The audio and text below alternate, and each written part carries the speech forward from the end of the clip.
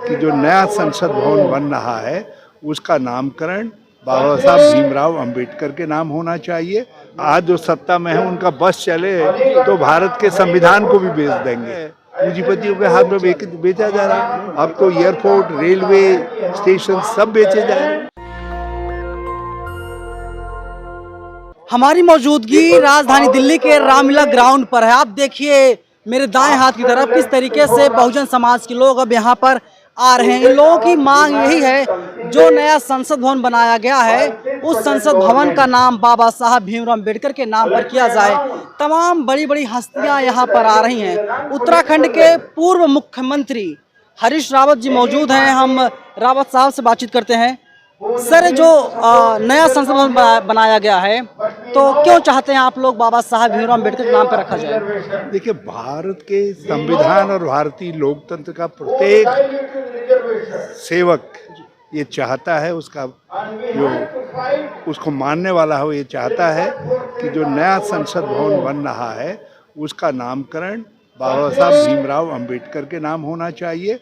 और जो सारा पूरा परिसर है भारत की लोकतंत्र की जो आत्मा है पंडित जवाहरलाल नेहरू, उनके नाम पर होना चाहिए।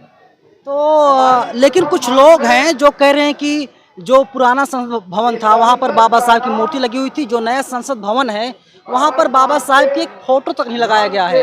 इसी के लिए नए संसद भवन का निर्माण किया गया। ये मूर्ति तो एक वो तो लगेगी, इनको मजबूरी में लगानी पड़ेगी और लोगों के दिल में है उनकी मूर्ति। लेकिन सब जो संसद भवन है उसका नामकरण भी करना पड़ेगा।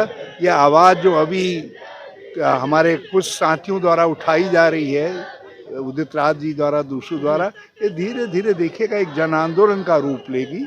और इसको इग्नोर करना किसी सरकार के लिए या इस सरकार के लिए भी संभव नहीं।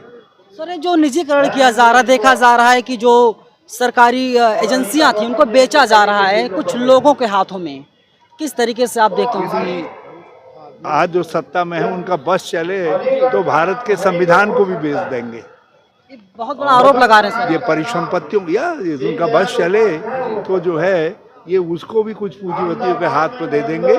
और इसीलिए जो हमारी आर्थिक स्वायत्तता की प्रतीक थी, हमारी आर्थिक स्वाधीनता की प्रतीक थी, हमारी पब्लिक सेक्टर, उनकी उसको जो है पूंजीपतियों के हाथ में बेचा जा रहा है। अब तो एयरपोर्ट, रेलवे स्टेशन सब बेचे जा रहे हैं। सर, लेकिन मोदी जी तो कहते हैं कि मैं बाबा साहब का बहुत बड़ा फॉलोअर हूँ, अनुयायी हूँ, जो बाबा साहब ने कहा था उस रास्ते में चल रहा हूँ। उनकी करनी और कथनी में बड़ा अंतर है जी। चलिए, शुक्रिया सर आपका। देखिए, उत्तराखंड के पूर्व मुख्यमंत्री हरीश रावत जी हैं।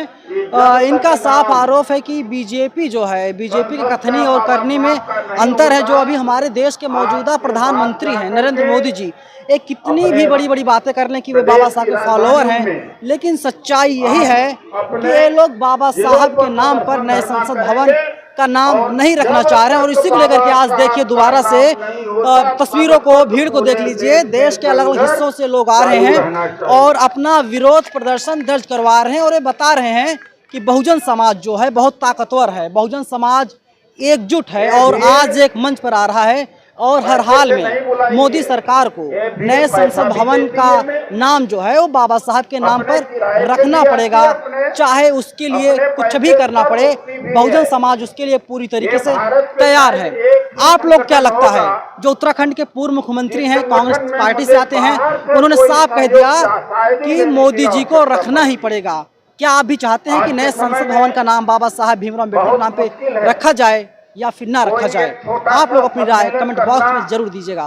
साथ ही निधि रतन के साथ मैं नवीन कुमार नंदन, नेशनल दस्तक, रामलीला मैदान, दिल्ली। नेशनल दस्तक की आपसे गुजारिश है कि अगर इसको बचाना चाहते हैं तो नेशनल दस्तक को सब्सक्राइब करने के लिए रेड कलर के सब्सक्राइब बटन को दबाएं, फिर बेल आइकन की घंटी दबाएं। नेशनल दस्तक को बचाने के लिए बहुत जरूरी है कि हर खबर को शेयर करें, लाइक करें, कमेंट जरूर करें।